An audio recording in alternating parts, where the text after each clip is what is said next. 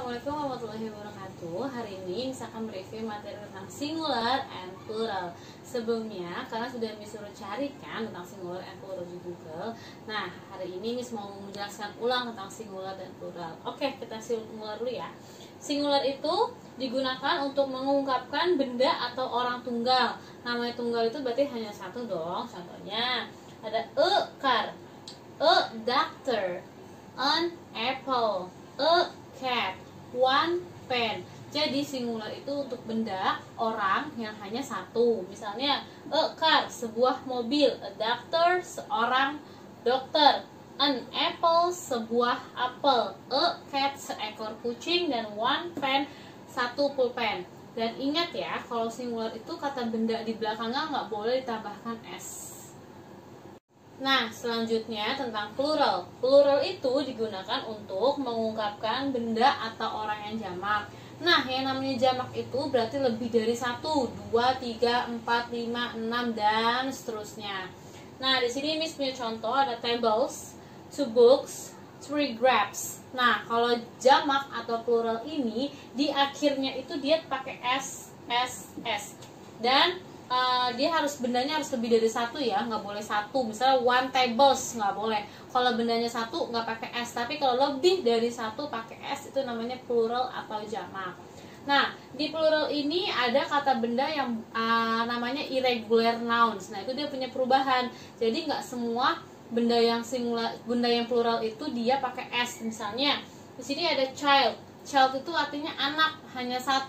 Tapi kalau children itu artinya anak-anak, tapi nggak perlu pakai s. Ini namanya irregular nouns. Nah, yang kedua Miss punya woman. Woman itu artinya perempuan. Sedangkan ada lagi namanya women. Women itu perempuan. Nah, ini nggak pakai s cirinya. Dia ada perubahan namanya irregular nouns. Dan yang terakhir Miss punya tooth. Tooth itu artinya gigi, tapi giginya hanya 1. Sedangkan di sini ada teeth. Teeth itu giginya lebih dari 1. Dan lihat, di sini itu nggak pakai s. Kenapa? Karena ini benda yang irregular atau tidak beraturan. Cara taunya gimana sih, Miss? Benda yang tambahkan s dan tidak. Caranya harus dihafal. Kalian harus bisa sering-sering banyak googling. Jadi benda yang mana yang pakai s, mana yang enggak. Jadi kalian bisa tahu. Nah, selanjutnya di sini Miss mau kasih tahu kalian tentang kata ungkapan untuk mengungkapkan benda singular dan plural. Nah, yang pertama di sini artinya ini adalah. Ini adalah dibagi menjadi 2. Ada this is, ada these are. Bedanya kalau this is itu untuk menyatakan benda yang tunggal, singular, 1. Nah, kalau these are untuk mengungkapkan benda yang jamak, plural atau lebih dari 1. Contohnya kalau pakai this is itu di sini Miss punya this is an apple, artinya ini adalah sebuah apel. Lihat, apelnya hanya 1, jadi pakainya this is untuk yang tunggal atau singular. Nah, selanjutnya yang kedua, Miss punya these are 2 books. Kenapa pakainya these are? Karena di sini bukunya ada 2 atau lebih dari 1, dia plural atau jamak. Selanjutnya ini sama tentang ungkapan untuk mengungkapkan singular dan plural. Kalau tadi ini adalah, sekarang itu adalah. Ingat ya, kalau itu adalah berarti konteksnya bendanya itu jauh. Nah, di sini ada that is dan those are.